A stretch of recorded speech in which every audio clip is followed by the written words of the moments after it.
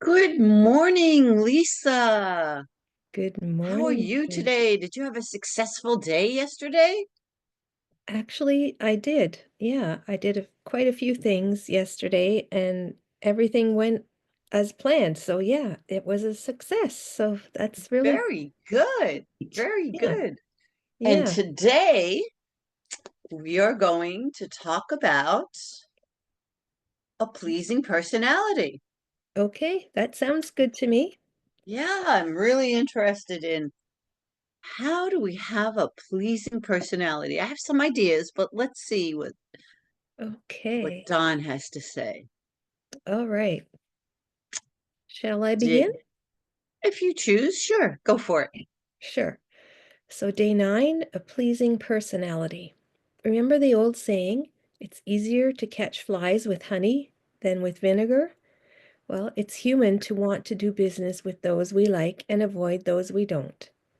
If competitive factors such as quality, service, price, and delivery are more or less equal, the deciding factor for most of us is to deal with people to whom we can relate. It is imperative that we develop a personality that others like. The first essential is to develop character. It is unlikely that you can have a pleasing personality without the foundation of a sound, positive character.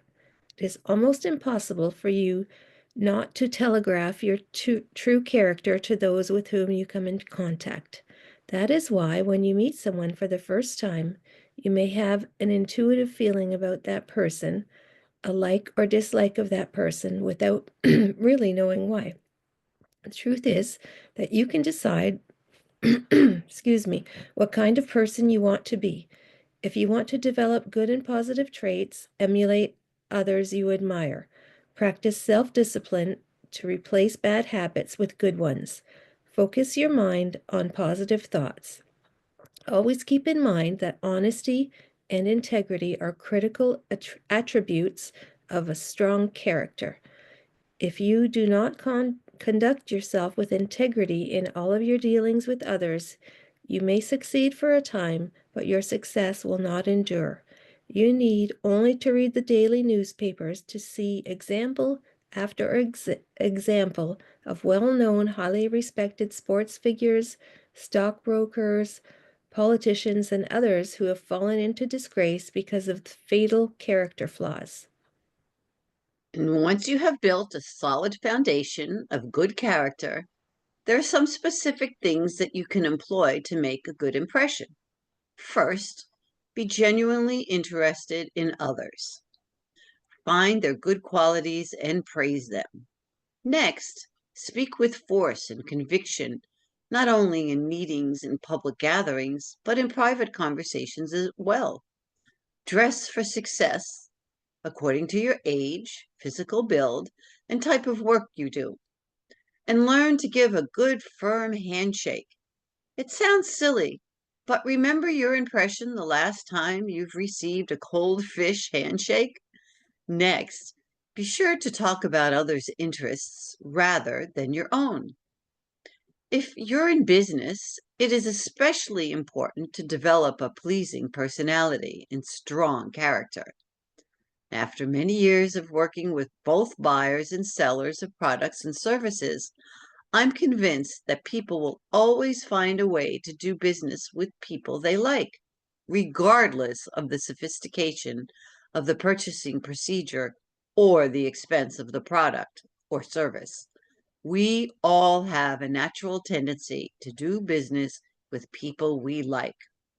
We make the decision emotionally, then work out the logical basis of the decision later. Assuming, of course, that price, quality, and service between competitors are relatively constant. Wayne Bullitt, who was for many years the top printing salesman in the US,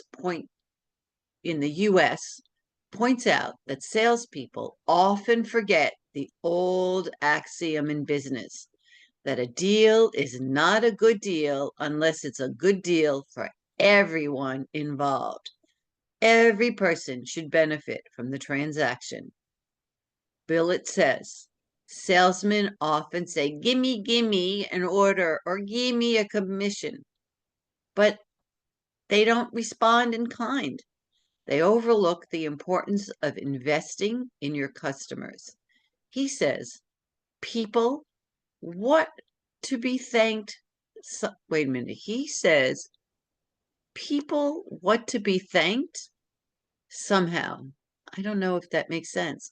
You have to take action to let people know you appreciate them. Hmm. Oh, no, I get it. Wait a minute. Go back, please. I do. I got it. He says, people want to be thanks somehow instead of what. Mhm. He wants Yeah, to be, people want to be thanked somehow. yeah. You have to take action to let them know that you appreciate them. Okay, you go for it, Lisa. Okay. Talk is cheap, everyone says.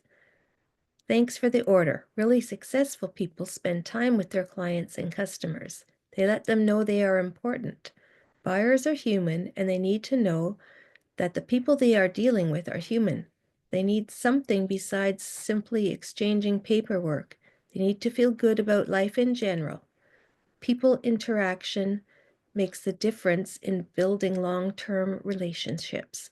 Only a short-sighted salesperson tries to build a relationship on price alone.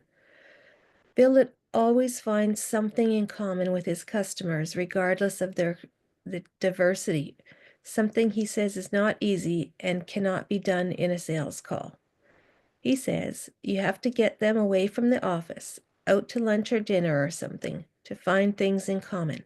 You need to understand their goals and career strategies so you can determine how best to help them and where you fit in. To get to know each other well enough to share that kind of personal information demands that you spend time together, Philip believes. But getting to know someone is the surest way that he or she will do business with you next time, not some stranger. Okay, positive action steps. Please take it away. All right, so today, learn to listen at least as much as you talk. I'm going to be listening a lot today.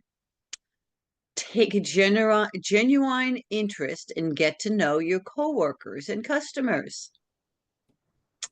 The last one, ask questions. Most people like giving an opinion or talking about themselves. So true. Well, have a wonderful day. Well, you as well. See you again tomorrow, and tomorrow is day 10. Whoa, many Okay. days.